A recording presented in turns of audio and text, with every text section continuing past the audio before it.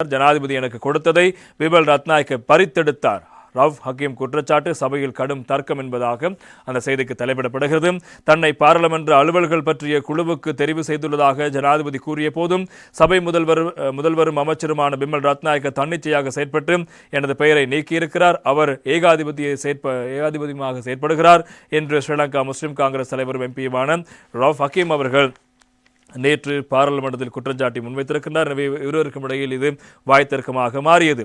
எனவே ஹக்கீம் அவர்கள் மேலும் குறிப்பிடுகையில் பாராளுமன்ற அலுவல்கள் பற்றிய குழுவை சபாநாயகர் அவசரமாக அழைத்திருக்கிறார்.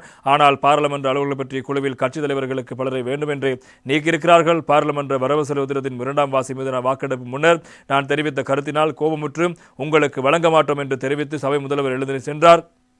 அதனால் ஏகாதிபதியாக செயற்பட வேண்டாம் என அவரையும் மிக தாழ்மையுடன் கேட்டுக்கொள்கின்றேன். இதன்போது குறுக்கிட்ட சபை முதல்வர் அமைச்சர் பிமல் ரத்நாயக்க, நான் அவ்வாறான எந்த விடயத்தையும் தெரிவிக்கவில்லை. நீங்கள் பொய் உரைக்காதீர்கள். அதனால் அதனை வாபஸ் பெற்றுக் கொள்ள வேண்டும் அல்லது அதன் உண்மைத்தன்மையை தேடி பார்த்து ஹான்சாட்டிலிருந்து நீக்க வேண்டும். அதே நேரம் பாராளுமன்ற குழுக்களுக்கு உறுப்பினர்களை அதிகரிப்பது தொடர்பில் எமது நிலைப்பாட்டை எழுத்து மூலம் தெரிவித்திருக்கின்றோம். அதனால் எதிர்க்கட்சியின் நிலைப்பாடு என்ன என்பதை எதிர்க்கட்சியின் பிரதமர் கொறடாவிடம் எதிர்பார்க்கிறோம். அதனால் எதிர்க்கட்சி தொடர்ந்தும் இவ்வாறானதாக செயற்படுமாக இருந்தால் பாராளுமன்ற குழு உறுப்பினர்களின் எண்ணிக்கையை அதிகரிப்பதில் பயனில்லை. அது தொடர்பில் தீர்மானிக்க வேண்டி ஏற்படுவதாக தெரிவித்திருக்கிறார்.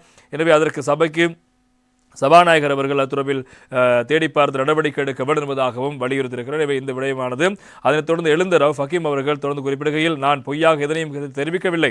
ஏனெனில் கடந்த முறை பாதுகாப்பு அமைச்சர் மீளாய்வு குழு ஜனாதிபதி வரும்போது நான் அந்த இடத்தில் அமர்ந்திருந்தேன். இதன்போது ஜனாதிபதி என்னை ஊடுருத்து செல்லும் போது என்னை பார்த்து, ரவ், உங்களின் கோரிக்கைக்கு அமைய உங்களை பாராளுமன்ற அலுவல்கள் பற்றிய குழுவில் இணைத்துக் கொள்ள தீர்மானித்திருக்கிறோம் என ஜனாதிபதியிடம் தெரிவித்தார். எனவே தேவை என்றால் ஜனாதிபதியிடம் கேட்டு பாருங்கள். ஆனால் நீங்கள் உங்களின் தனிப்பட்ட நிலைப்பாட்டுக்கு அமைய ஜனாதிபதி எனக்கு தெரிவித்த விடயத்துக்கு எதிராக எங்களை பாராளுமன்ற அலுவல்கள் பற்றிய குழுவிலிருந்து நீக்குவதற்கு நடவடிக்கை எடுத்திருக்கிறீர்கள்.